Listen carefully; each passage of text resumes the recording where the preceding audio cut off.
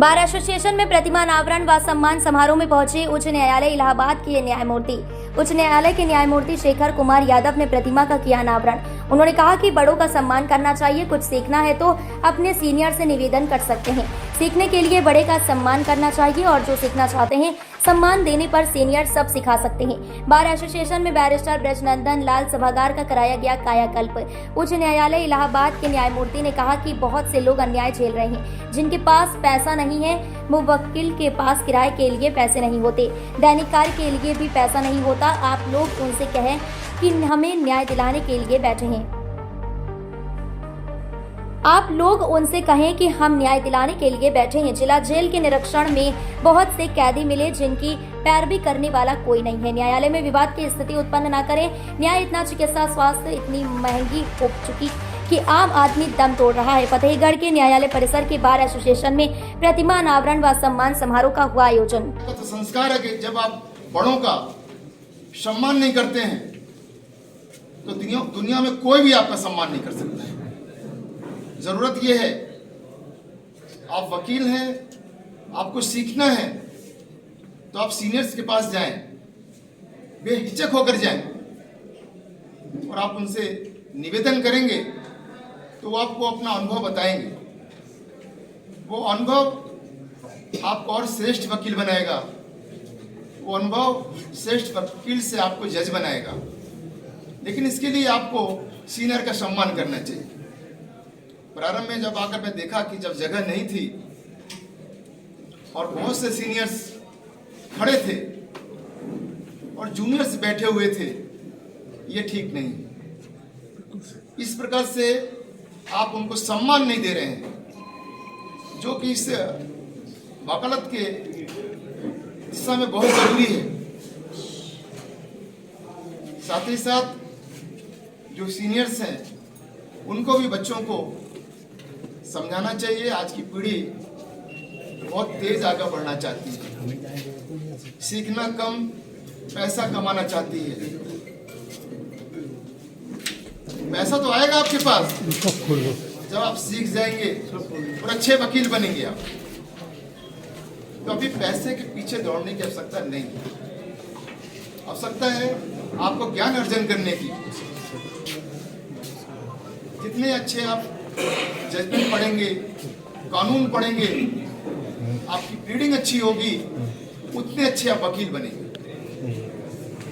और ये रीडिंग, वकालत कभी भी आपकी बेकार नहीं जाने वाली है। आपको पैसा मिले अथवा ना मिले। अगर दो कदम आगे और कहा जाए कि जब आपके मन में ये आ जाए कि फला व्यक्ति सामने वाला हमको देने की स्थिति में नहीं है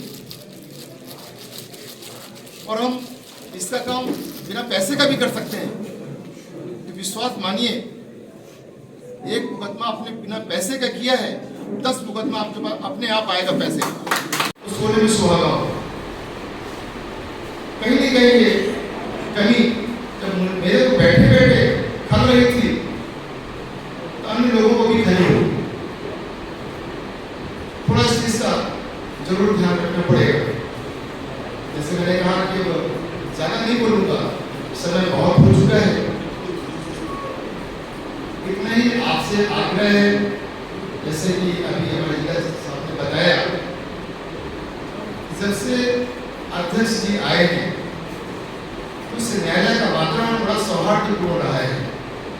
बार और बेंच के बीच में अक्सर टकराव रहता है, वो टकराव दूर हुआ है।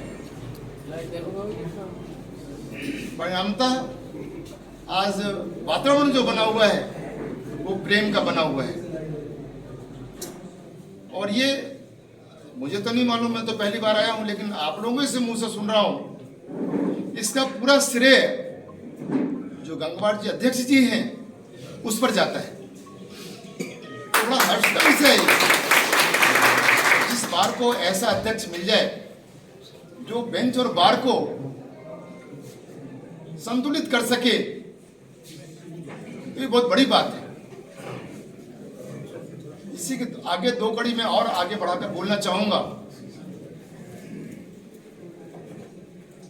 कभी भी खासकर जो यहाँ कनिष्ठ अधिवक्ता बैठे हुए हैं, वो अपने अंदर ये कभी महसूस ना होने दें कि मैं बहुत जानकार हूं और मुझे सीनियर से कुछ सीखने की आवश्यकता नहीं है। जब ये मन में आपके आ जाएगा तो निश्चित रूप से आप सीनियर का रिस्पेक्ट नहीं कर पाएंगे। बदले में हमको देगा और देता भी है। आपके पास तो अच्छा प्लेटफॉर्म है। बहुत से लोग ऐसे हैं जो अन्याय झेल रहे हैं, लेकिन न्याय के पास जाने के लिए उनके पास पैसा नहीं है। आपके पास वो दूर दराज से मौके लाते होंगे, शायद बस से आने का भी उनका किराया नहीं होता है। आपकी जो दैनिक तारीख की जो पैसे होते हैं उसको देने के लिए पैसा नहीं होता है। आप उसको आवाज दिलाइए ना कि हम आपके लिए बैठे हुए हैं न्याय दिलाने के लिए। आपके पास पैसा नहीं है तो कोई बात नहीं, हम बिना पैसे का आपका काम करेंगे। अभी मैं जेल में निरीक्षण करने के लिए गया, ऐसे बहुत से लोग मिले, काफी समय से वो जेल में बंद हैं और उनका पैरवी करने वाला कोई नहीं। तो इस प्रकार के मुकदमे ढूंढिए ना, ऐसे ऐसे समाज के बीच में जाइए, वो कहिए कि हम आपको मुकदमा करेंगे, तो निश्चित रूप से आपको उसका बहुत लाभ मिलेगा।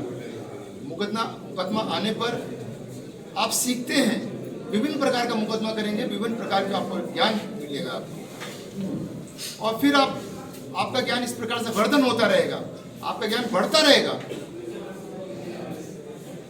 कभी भी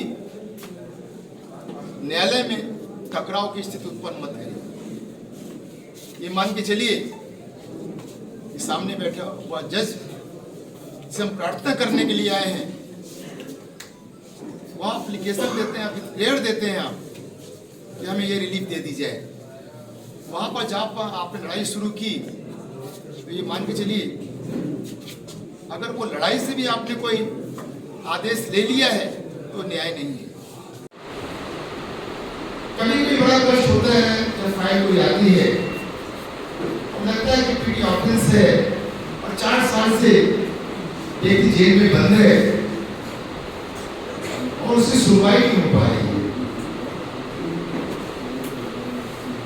डेट पे डेट लग रही है, एडमिसी एडवोकेट्स की तरफ से भी हो रहे हैं, छोटी सी एप्लीकेशन पड़ रही है, उसको डिस्पोजल नहीं हो रहा है, महीने में डेट बढ़ रही है। सफर तो हुए जो जेल में बंद है, ये सबसे पीछे बैठा हुआ है।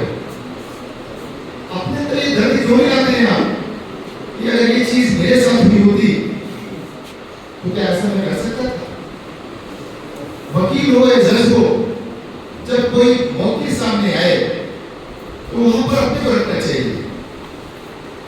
जब आप अपने आप को रखेंगे वहां पर तो आपको वकील हूँ वकालत करने में, मैं जज हूँ उसको निर्णय देने में देर नहीं लगेगी और निश्चित रूप से वो निर्णय वो न्यायवादी निर्णय होगा।